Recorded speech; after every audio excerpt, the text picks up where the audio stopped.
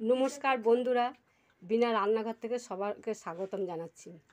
আজকে আমি রান্না করব সয়াবিন দিয়ে আলু পটলের তরকারি। তার জন্য আমি কি কি উপকরণ নিয়েছি আপনারা দেখুন। প্রথমে আলুগুলোকে কেটে নিয়েছি, পটলগুলোকে কেটে নিয়েছি, লঙ্কা বাটা, জিরা বাটা, আদা বাটা, টমেটো কুচি নিয়েছি। সয়াবিনটাকে আমি আগেই গরম জল থেকে ভিজিয়ে রেখেছি। এবার গ্যাসে কড়াই বসিয়ে দিলাম। কড়াইটা গরম করে নিয়ে তেল দিলে তেলটা দিয়ে দিলাম। তেলটা এখন ভালো করে গরম করে নিচ্ছি। এবার আমি আলু পটলটা দিয়ে দিলাম।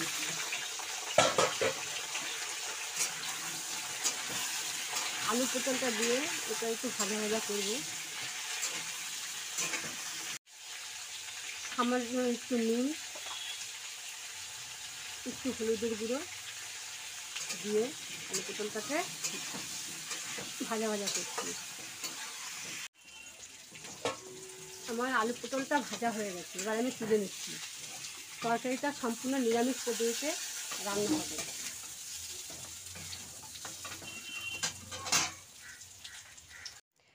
সয়াবিনটা গরম জলে ভিজিয়ে রেখেছিলাম, এটা এখন চিপে চিপে থালায় তুলে নিচ্ছি।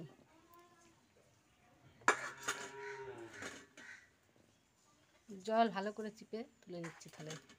এই দেখো সয়াবিনগুলো কত সুন্দর ঝুরঝুর হয়ে গেছে। এর মধ্যে 1 চামচি কর্নফ্লাওয়ার দিয়ে ভালো করে সয়াবিনটাকে মেখে নিচ্ছি।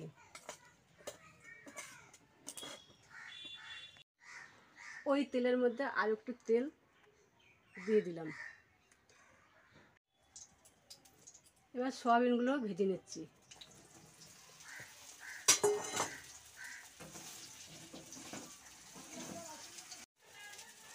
এই দেখো সয়াবিনগুলো আমার ভাজা হয়ে গেছে, কত সুন্দর ঝুরঝুর হয়েছে। কড়াইটা দেখো একটু লাগেনি। এবার আমি সয়াবিনগুলোকে তুলে নিচ্ছি। এবার আমি কড়াইতে তেল দিচ্ছি।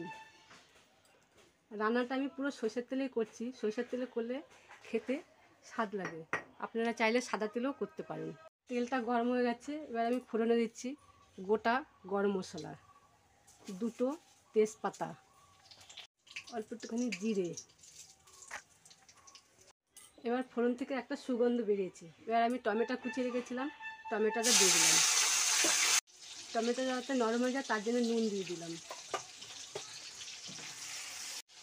আদা বাটা দিয়ে দিচ্ছি, জিরে বাটা, লঙ্কা বাটা, ছোটো চামচির 1 চামচি হলুদের গুঁড়ো, কাশ্মীর লঙ্কার গুঁড়ো। ঝাল লঙ্কার গুঁড়ো দেবো না, যেহেতু আমি শুকনো লঙ্কা বেটে দিয়েছি। এবার অল্প একটু জল দিয়ে মশলাটাকে ভালো করে কষিয়ে নেব।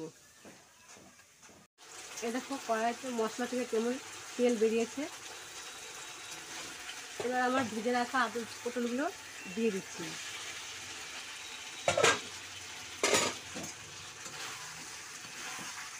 তারপরে এটাকে একটু কষিয়ে এবার ভেজে রাখা সয়াবিনগুলো দিয়ে দিলাম।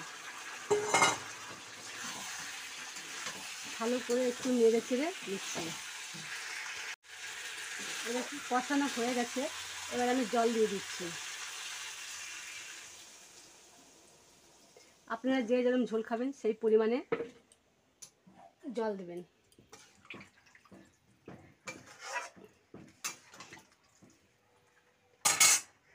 জল দিয়ে ঢেকে দিচ্ছি। বেশিক্ষণ ফুটাতে হবে না, যেহেতু সয়াবিন আলু পটল সবই ভেজে নিয়েছি। তরকারির টেস্টে তখন আমি 4-5টা কাঁচা লঙ্কা, চেরা কাঁচা লঙ্কা দিয়ে দিলাম। আবার 1 থেকে 2 মিনিট ঢেকে রাখবো।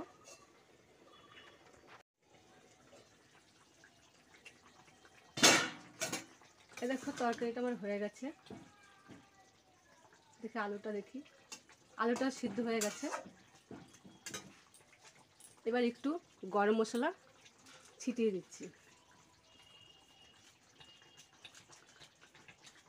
আপনারা চাইলে ধনেপাতা দিতে পারেন, যেহেতু আমাদের বাড়িতে ধনেপাতা চলে না। এ দেখো আমার তরকারিটা হয়ে গেছে। কালারটা দেখো কি সুন্দর, কেমন হয়েছে দেখুন। ভালো লাগলে লাইক করবেন, কমেন্ট করবেন, সাবস্ক্রাইব করবেন।